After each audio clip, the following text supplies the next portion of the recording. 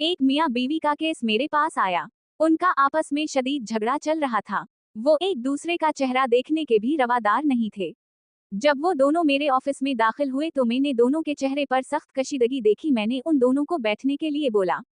जब वो बैठ गए तो मैंने बोला कि अब आप बताएं कि आपको क्या मसला है। तो वो दोनों यकदम बोलना शुरू हो गए और एक सांस में एक दूसरे पर तनकीद के पहाड़ डाल दिए। दोनों अपने मौक़िफ़ से पीछे हटने को तैयार ना थे। मैंने उन दोनों को अपने दिल की भड़ास निकालने दी और चुप करके उनकी लड़ाई खत्म होने का इंतजार करने लगा। जब दोनों बोल बोल कर तंग आ गए तो मैंने इन्हें बोला कि अच्छा, ये तो लड़ाई और खराबियों खामियों वाली कहानी हो गई। अब एक दूसरे की खूबियां बयान करो। तुम दोनों को एक दूसरे में क्या क्या बातें पसंद हैं। दोनों बिल्कुल खामोश हो गए। बहुत देर तक दोनों ने कुछ नहीं बोला। मुझे समझ आ गई कि उनको एक दूसरे पर इतना शदीद गुस्सा है कि एक दूसरे की कोई अच्छी बात याद ही नहीं है और ना ही वो याद करना चाहते थे। मैंने एक एक कागज और पेन दोनों को थमा दिए और मियाँ बीवी को बोला कि अपने अपने कागज पर एक दूसरे की खूबियां तहरीर करो। एक दफा फिर बहुत देर दोनों ने कुछ भी ना लिखा और गुस्सा उनके चेहरों पर आया था।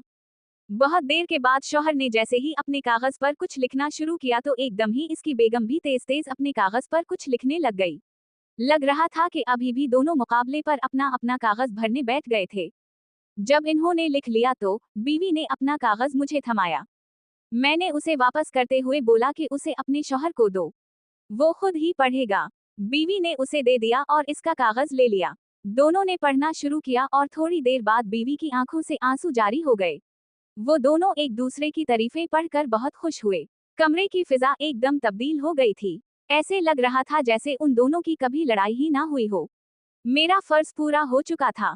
वो दोनों जैसे लड़ते भरते अंदर दाखिल हुए थे वैसे ही हंसते मुस्कुराते बाहों में बानही डाले कमरे से निकल रहे थे। हर इंसान बहुत सी खूबियों और खामियों का मजमुआ होता है।